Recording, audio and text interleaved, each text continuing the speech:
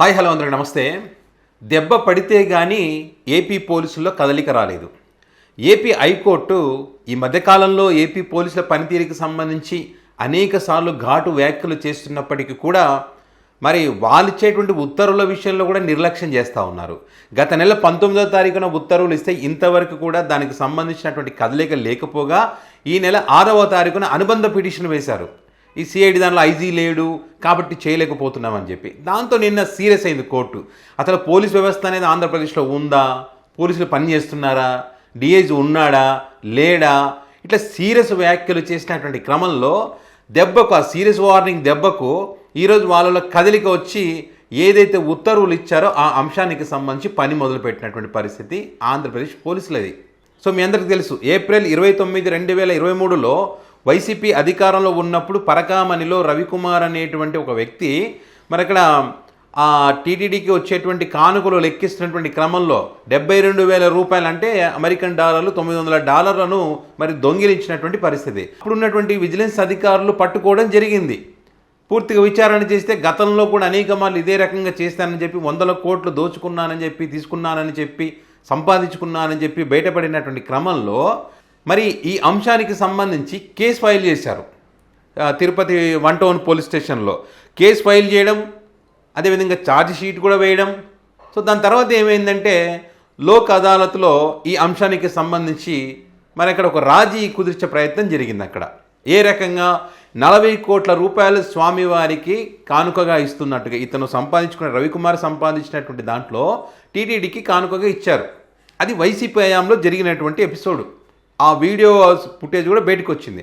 అయితే ఇది పూర్తి స్థాయిలో విచారణ జరగలేదని చెప్పి మళ్ళీ పిటిషన్ వేశారు. పిటిషన్ వేసినటువంటి క్రమంలో మళ్ళీ ఎంక్వైరీ చేయమని చెప్పి కోర్టు చెప్పింది. ఇది ఈ లోక్ అదాలత్లకు సంబంధించిన రాజీకి ఉన్నటువంటి ఫైల్స్ని సీజ్ చేయడం కానీ, అదేవిధంగా పరకామణిలో ఏం జరిగిందనేటువంటి అంశాలకు సంబంధించి కానీ, టీటీడీ అధికారులు తీసుకున్నటువంటి నిర్ణయాలకు సంబంధించినటువంటి డేటా ఉంటుంది కదా, దానికి సంబంధించి కానీ ఆ డేటా అంతా కూడా మా ముందు ఉంచాలని చెప్పి, షీల్డ్ కవర్లో ఉంచాలని చెప్పి హైకోర్టు న్యాయస్థానం చెప్పింది. చెప్తే ఇంతవరకు వీళ్ళలో కదలిక లేదు. మా దగ్గర ఐజీ లేడు, అందుకే చేయలేకపోయామంటే గత పాత కేసుల్లో ఐజీ ఎట్లా ఉన్నాడు, ఈ కేసులో ఐజీ ఎట్లా లేడు అని చెప్పి హైకోర్టు ప్రశ్నించింది. సో ఆ ప్రశ్నించినటువంటి క్రమంలో ఈరోజు ప్రతి సిఐడి డీజీ రవిశంకర్ గారి ఆధ్వర్యంలో మరి తిరుపతికి వెళ్ళడం, తిరుపతి 1 టౌన్ పోలీస్ స్టేషన్లో ఆ రికార్డులని, ఆ పిఎస్లో రికార్డులని పరిశీలన చేయడం, పరకామణి అది లెక్కించేటువంటి ఆ గదిలోకి వెళ్ళి అక్కడికి వెళ్ళి అక్కడ ఉన్నటువంటి అంశాలను కూడా పరిశీలించడం. సో ఇట్లా పని మొదలు పెట్టడం జరిగింది. సో మరి వీటన్నిటికి సంబంధించి ఈ నెల 17వ తారీఖునో ఇప్పుడు వాటికి సంబంధించిన పూర్తి నివేదిక షీల్డ్ కవర్లో హైకోర్టుకి ఇవ్వాల్సి వస్తుంది. అంటే ఇక్కడ చూడండి పోలీసులు పనితీరు ఏ రకంగా ఉందనంటే, ఈ రకంగా కోర్టు ఉత్తర్వులనే పక్కన పెట్టేసి కోర్టు చెప్తే కూడా పని చేయలేకపోతున్నారంటే సామాన్యులకు ఏ రకంగా పని జరుగుతుంది అనేదే కోర్టు భావిస్తూ ఉంది ఇక్కడ. కాబట్టి సీరియస్ వార్నింగ్ ఇచ్చింది, ఉన్నారా లేరా అని చెప్పి. సో ఏదేమైనా కూడా ఇక్కడ ఈ టీటీడీ పరకామణికి సంబంధించి ఇటు టీడీపీ, బీజేపీ, వైసీపీ ఒకరి మీద ఒకరు ఆరోపణలు, నిందలు వేసుకుంటున్నారు. వాస్తవాలు ఏంటి, వైసీపీ హయాంలోనే ఇది బయటపడింది. వైసీపీ ఉన్నప్పుడే వీళ్ళేమంటారు, టీడీపీ, బీజేపీ లేదు ఇంకా దోచుకున్నారని అంటారు. మరి దోచుకుంటే స్వామివారికి 40 కోట్ల రూపాయలు ఏ రకంగా ఇస్తారు, లీగల్గా అది కూడా నిబంధనల ప్రకారం చేస్తామని చెప్పి వైసీపీ చెప్తా ఉంది.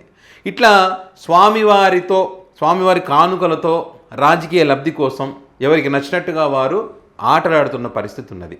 సో మరి ఈ అంశానికి సంబంధించి మీరేమంటారు, మీరు ఎవరితో ఏకీభవిస్తారు? ఇప్పుడు వైసీపీ హయాంలో మేము పట్టుకున్నామని వైసీపీ చెప్తా ఉంది.